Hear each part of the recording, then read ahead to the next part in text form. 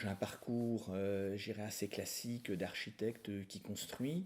Je suis venu à Paris faire des études d'architecture. J'ai également fait de l'urbanisme et l'école des ponts et chaussées.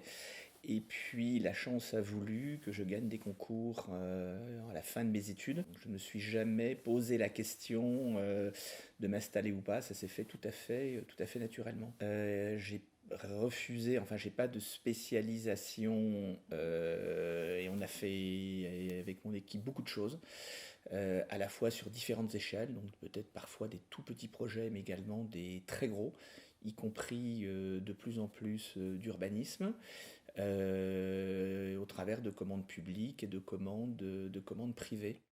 Mes bureaux sont inclus dans une grosse opération de valorisation, alors qui a été fait aux alentours des années 98-2000. Et c'est assez, illustratif de ce que j'essaie de faire, finalement du patrimoine associatif,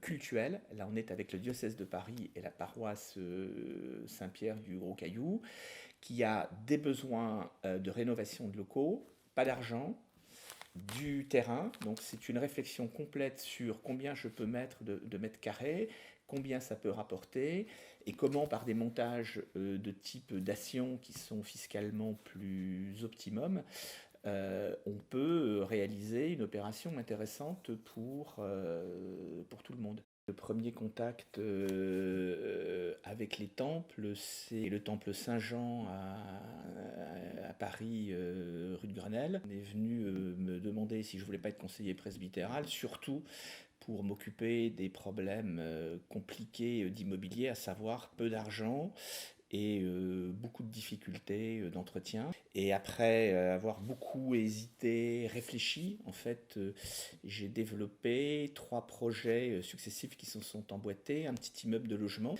un square pour la ville de Paris, puis des locaux pour l'Université américaine de Paris. À terme, le propriétaire du terrain, et en l'occurrence là c'est la paroisse, redevient propriétaire de plusieurs milliers de mètres carrés, ce qui est quand même assez significatif en valeur.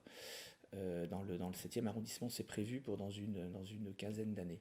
J'ai ensuite été sollicité par les Chantiers du Cardinal pour faire des églises. J'en ai fait 2 à Montreuil, une à Choisy-le-Roi. Alors ça remonte à il y a une vingtaine d'années. Et puis insensiblement, j'ai été confronté à des problématiques cultuelles protestantes, soit au travers de petites interventions sur des petits réaménagements, et puis des projets un petit peu plus compliqués et plus ambitieux, et en particulier à Versailles avec les diaconesses de Reuilly sur leur maison mère à Versailles. Et puis j'ai enchaîné avec d'autres projets, le temple d'Hermont, à Châtenay-Malabry, une église ou un temple pour les Ménonites, qui a la particularité d'être totalement intégré dans un immeuble. Et aujourd'hui en étude, plusieurs projets à Champigny, le temple réformé qui se trouve devant la sortie du Grand Paris Express, une étude sur Noisy-le-Grand, et puis à Montbéliard, la rénovation du temple Saint-Martin, qui est un monument historique, puis toujours à Montbéliard pour la paroisse ménonite, l'agrandissement de leur lieu de culte actuel. Il y a un ou deux autres aussi en gestation.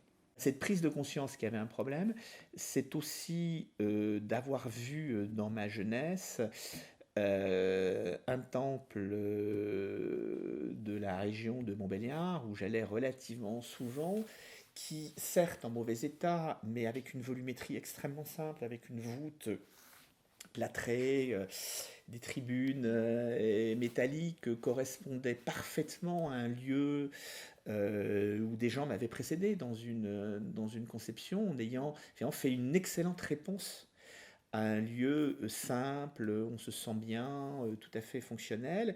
Et pour des raisons de chauffage, on a tiré un faux plafond à 3,50 m avec des dalles 60-60 totalement merdiques, un éclairage au fluo, en enlevant en fait tout sens et toute âme à celui en disant non, c'est un témoignage qui n'est pas possible. Et c'est la première prise de conscience qu'il y avait quelque part un problème sur l'identité architecturale protestante. Donc je rame pour essayer d'aller dans l'autre sens.